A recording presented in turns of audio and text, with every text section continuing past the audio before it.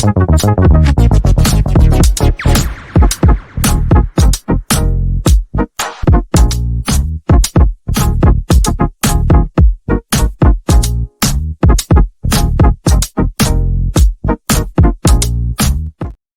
everybody, and welcome back to the West Ham Network. My name's Anton, bringing you today the 5 things we learnt from the West Ham 1, Bournemouth 0 game. Now, you've had an evening, a night, a sleep to compute the game that we watched. It wasn't fantastic. It wasn't great, but a win is a win, and we got through on the night. Listen, it wasn't a great night for Bournemouth either. It wasn't a great night for West Ham. I think we just expected a little bit more of them in the game.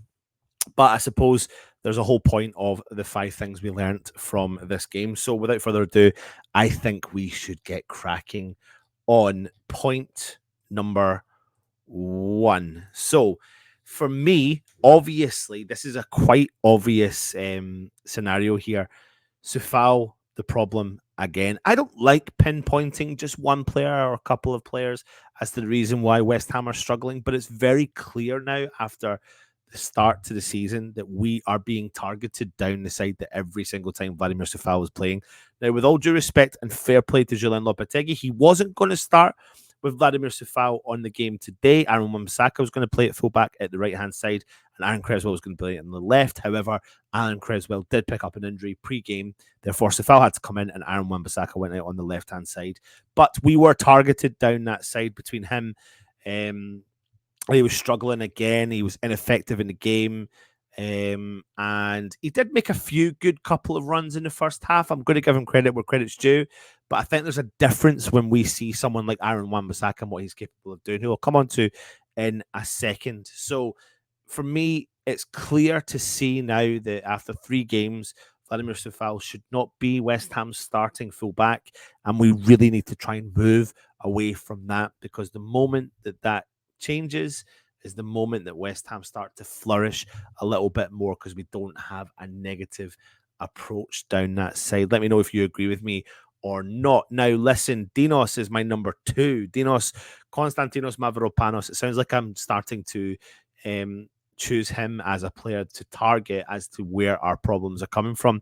But I can't help it. When you watch the game back, you will see the minute we take Todibo off, and the minute we put Konstantinos Mavropanos on, they target him. And people are saying it's because against Crystal Palace, he had to lean over and lean on and support Vladimir Coufal. But in particular, before he even had to do that, they were targeting him. And I think he panics quite a lot. I've said this all along. He's got a really big smashing pass that sometimes he smashes at his own team. I have a little bit of fear when I see him in the starting lineup. I'm not saying he's crap. By no means am I saying he's crap. But I do have an element of fear when he is in that starting 11. That's why I'm really surprised that Dinos is favoured in over Naif Aguerd, if it's based upon ability rather than everything else. But on ability, I don't see it. I just don't see it. And I do think he panics. I think we saw that against Crystal Palace. I think we saw that again tonight. Again, he gave the ball away in a dangerous area. Again, he was creating fouls left, right, and centre. And it's something I'm really concerned about, especially with Manchester City coming up. We cannot start with Vladimir Coufal and Konstantinos Mavropanos in our team against Manchester City, because I think they'll have an absolute field day against us. Now, listen, I don't know what else I can say about this guy, but he was absolutely phenomenal again this evening, playing 90 minutes, 5 clearances, 1 interception, 2 tackles, a last man tackle. What an absolute tackle that was. Successful with 75% of his ground duels, successful with 50% of his ground duels. He touched the ball 63 times with an 82% pass completion rate. He had 2 key passes in this game, as well as 100% dribble success rate. The player is highlighting everything that I potentially thought he didn't have. So we all knew that he had the defensive ability, but he can get forward. He actually looks like he's got a new lease of life because he's been given an opportunity at West Ham. And remember, he did all of this whilst playing left back. And he's not a left back. So whilst playing left back, he got all of those stats. He's a good player. He's a phenomenal player. And the moment that he is supported alongside that side by Jared Bowen, I think we'll see the real benefits to this West Ham team again.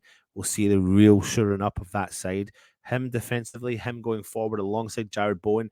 They've both got pace. They've both got the ability to get back and track back, but they've also both got the ability to go forward. So Aaron Wan-Bissaka, my man of the match, top performance from him again, and really excited to see what he is capable of doing in that position. Please let me know in the comments below.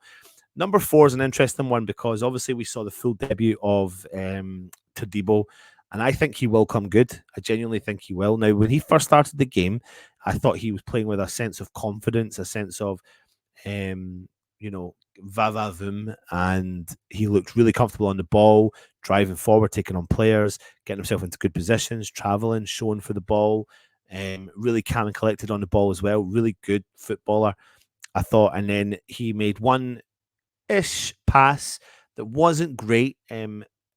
Questions could be asked of whether Tommy Sedgwick could have got to the ball, but his pass led to the opposition coming at our 18-yard box and then coming into the 18-yard box and causing us a bit of a problem. Kilman did save the day by clearing the ball out for a corner.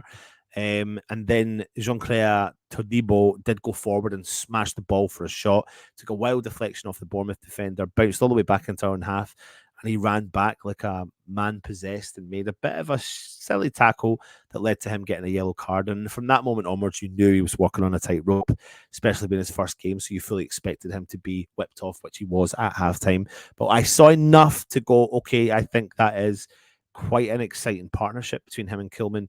And if you add Emerson Palmieri and Wan-Bissaka with Areola, that back five is starting to look a bit decent. It's going to take a bit of time to gel together, but I can actually see that happening sooner rather than later. So therefore, I think Jean-Clair Todibo will come good for West Ham. Do you agree or disagree? Now, if you look at his stats, you may disagree, but I think as a whole, watched his game, I think he actually played really well. Now, my last point is the centre midfield issues that we have, and I think it's quite clear from last night when you saw Tommy Suchek and James Ward-Prowse start in the middle of the park. If you look at their stats on paper, I think they actually read okay, but I think they really struggled in the middle of the park and struggled to take control of the game, struggled to find any penetrating passes, struggled to be any form of creativity.